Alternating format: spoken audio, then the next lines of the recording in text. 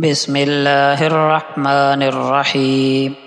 بخاری شریف میں حضرت ابو ذر رضی اللہ عنہ سے روایت ہے کہ نبی اکرم صلی اللہ علیہ وسلم نے فرمایا، جو بندہ لا الہ الا اللہ کہے اور پھر اسی کلمے پر اس کی موت آ جائے تو وہ جنت میں ضرور جائے گا۔ میں نے عرض کیا، اگرچہ اس نے زنا کیا ہو، اگرچہ اس نے چوری کی ہو؟ آپ صلی اللہ علیہ وسلم نے ارشاد فرمایا، ہاں، اگرچہ اس نے زنا کیا ہو، اگرچہ اس نے چوری کی ہو۔ میں نے پھر عرض کیا، اگرچہ اس نے زنا کیا ہو، اگرچہ اس نے چوری کی ہو؟ آپ صلی اللہ علیہ وسلم نے پھر ارشاد فرمایا کہ اگرچہ اس نے زنا کیا ہو، اگرچہ اس نے چوری کی ہو۔ میں نے تیسری مرتبہ پھر عرض کیا اور تیسری مرتبہ آپ صلی اللہ علیہ وسلم نے وہی جواب دیا اور فرمایا، اگرچہ اس نے زنا کیا ہو، اگرچہ اس نے چوری کی ہو، اگرچہ ابو ذر کی ناک خاک آلود ہو جائے تب بھی وہ جنت میں ضرور جائے گا۔ پیارے دوستو، ناک خاک آلود ہونا ایک عربی زبان کا خاص محاورہ ہے۔ اس کا مطلب یہ ہے کہ اگرچہ تمہیں یہ کام ناگوار بھی ہو اور تم یہ چاہتے بھی ہو کہ یہ کام نہ ہو، تب بھی یہ کام ہو کر رہے گا۔ ابو ذر رضی اللہ تعالی عنہ کو حیرت اس بات پر تھی کہ اتنے بڑے بڑے گناہوں کے باوجود جنت میں کیسے داخل ہوگا، جبکہ عدل انصاف کا تقاضا تو یہ ہے کہ گناہوں پر سزا دی جائے۔ لہٰذا نبی اکرم صلی اللہ علیہ وسلم نے ان کی حیرت کو دور کرنے کے لیے فرمایا کہ چاہے ابو ذر کو کتنا ہی ناگوار گزرے تب بھی ایسا آدمی جنت میں جائے گا۔ اب سمجھنے کی بات یہ ہے کہ اگر اس نے کبیرہ گناہ کیے ہوں گے اور دنیا میں توبہ اور استغفار کر لی ہوگی تو جنت میں جائے گا، یا اللہ پاک نے اپنے فضل سے معافی فرما دی تب بھی بغیر عذاب کے جنت میں جائے گا، یا اپنے گناہوں کی سزا بھگتنے کے بعد بہرحال ایک نہ ایک دن جنت میں ضرور جائے گا۔ صحیح مسلم کی روایت ہے، ابو ہریرہ رضی اللہ عنہ فرماتے ہیں کہ نبی اکرم صلی اللہ علیہ وسلم نے فرمایا، تم میں سے کوئی شخص موت کی تمنا نہ کرے اور نہ موت آنے سے پہلے اس کے لیے دعا کرے، کیونکہ جب انسان فوت ہو جاتا ہے تو اس کی ساری امیدیں ٹوٹ جاتی ہیں اور مومن کی عمر اس کے لیے خیر اور بھلائی میں اضافے کا ذریعہ ہے۔ محترم دوستو، نبی کریم صلی اللہ علیہ وسلم نے ہمیں تعلیم دی ہے کہ موت کی آرزو نہ کیا کرو، کیونکہ موت مانگنا دراصل اللہ کی تقسیم اور تقدیر پر ناراض ہونے کی علامت ہے۔ کیونکہ انسان زندہ ہے تو توبہ کر سکتا ہے، اپنے نیک اعمال میں اضافہ کر سکتا ہے، دوسروں کے لیے فائدہ مند بن سکتا ہے۔ اسی لیے مومن کے لیے بڑھتی ہوئی عمر خیر کا ذریعہ بن جاتی ہے۔ مرنے کے بعد تو نیک اعمال اور برے اعمال کا دروازہ بند ہو جاتا ہے، نہ نماز پڑھ سکتا ہے، نہ صدقہ کر سکتا ہے، نہ توبہ کی گنجائش باقی رہتی ہے۔ دنیا کی مشکلات اور آزمائشیں بعض اوقات انسان کو تھکا دیتی ہیں، لیکن ان پر صبر کرنے میں بھی اجر ہے۔ اس لیے مومن کے لیے ہر دن نیکیوں کے ذخیرے میں اضافے کا دن ہوتا ہے۔ ہاں، اگر حالات بہت سخت ہوں تب بھی موت کی تمنا کرنے کی بجائے یہ دعا مانگنا چاہیے، اے اللہ، اگر زندگی میرے لیے بہتر ہے تو مجھے زندہ رکھ، اور اگر موت بہتر ہے تو مجھے اپنے پاس بلا لے۔ دوستو، اس حدیث میں ہمارے لیے 3 اسباق ہیں۔ زندگی اللہ کی نعمت ہے، ہر دن مومن کے لیے نیکی بڑھانے کا موقع ہے۔ مشکلات کے باوجود صبر اور دعا کا رستہ اختیار کرنا چاہیے۔ مشکوٰۃ شریف کی روایت ہے، عبداللہ ابن عمر رضی اللہ عنہما فرماتے ہیں کہ نبی اکرم صلی اللہ علیہ وسلم نے فرمایا، اللہ کے ذکر کے علاوہ زیادہ باتیں نہ کیا کرو، کیونکہ اللہ کے ذکر کے علاوہ زیادہ باتیں دل کو سخت کر دیتی ہیں، اور سخت دل والا شخص اللہ سے بہت دور ہو جاتا ہے۔ محترم دوستو، اس حدیث میں کثرت کلام سے منع کیا گیا۔ غیر ضروری گفتگو، فضول باتیں، بے مقصد مشغلے دل پر بہت منفی اثرات ڈالتے ہیں۔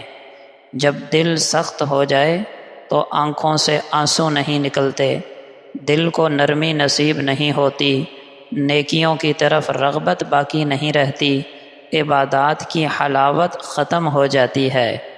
اللہ کا ذکر دل کو زندہ اور نرم کرتا ہے۔ قرآن کی تلاوت، دعائیں، تسبیحات اور نیک باتیں دل کو سکون اور روح کو راحت دیتی ہیں۔ زیادہ بولنے میں اکثر غیبت، جھوٹ یا لغو باتوں کا خطرہ رہتا ہے، جو انسان کو اللہ کی رحمت سے دور کر دیتی ہیں۔ اس لیے مومن کی شان یہ ہے کہ وہ کم بولتا ہے، لیکن بولتا ہے تو خیر ہی کی بات کرتا ہے۔ دوستو، اس حدیث میں بھی ہمارے لیے 3 اسباق ہیں۔ زبان کو قابو میں رکھنا ایمان کی علامت ہے۔ فضول باتوں سے دل سخت ہوتا ہے اور ذکر سے دل نرم ہوتا ہے۔ اللہ کا قرب چاہنے والا انسان اپنی گفتگو میں احتیاط کرتا ہے اور زیادہ وقت ذکر اور نیک اعمال میں گزارتا ہے۔ جامع ترمذی کی روایت ہے، حضرت انس رضی اللہ عنہ فرماتے ہیں کہ نبی اکرم صلی اللہ علیہ وسلم نے فرمایا، بے شک بڑی جزا بڑی آزمائش کے ساتھ ہے۔ جب اللہ تعالیٰ کسی قوم سے محبت کرتا ہے تو انہیں آزمائش میں ڈالتا ہے۔ جو بندہ اس پر راضی رہتا ہے اس کے لیے اللہ کی رضا ہے، اور جو ناراضی کا اظہار کرتا ہے وہ اللہ کی ناراضی کا مستحق بن جاتا ہے۔ پیارے دوستو، اللہ تعالیٰ اپنے بندوں کو مختلف حالات میں آزماتے ہیں، کبھی بیماری، کبھی فقر، کبھی نقصان، کبھی دکھ اور مصیبت۔ یہ آزمائشیں سزا نہیں ہوتیں بلکہ اللہ کی محبت کی نشانی ہے۔ مومن کے لیے یہ امتحانات گناہوں کے کفارہ اور درجات کی بلندی کا سبب بنتے ہیں۔ بڑی آزمائش کا مطلب یہ ہے کہ جس کا امتحان جتنا سخت ہوگا اس کا اجر بھی اتنا بڑا ہوگا۔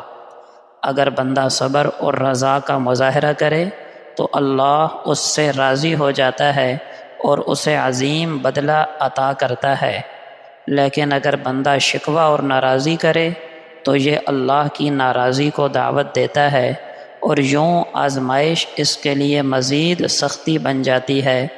ایک حدیث میں آتا ہے کہ نبی اکرم صلی اللہ علیہ وسلم نے فرمایا، جس پر اللہ بھلائی کا ارادہ کرتے ہیں اسے آزمائش میں مبتلا کرتے ہیں۔ دوستو، اس حدیث میں بھی ہمارے لیے 3 اسباق ہیں۔ ایک یہ کہ آزمائشیں ایمان کا حصہ ہیں، دوسرا یہ کہ صبر اور رضا سے اللہ کی رضامندی اور قرب نصیب ہوتا ہے، تیسرا یہ کہ بڑی آزمائشیں بڑے اجر و ثواب کی ضمانت ہیں۔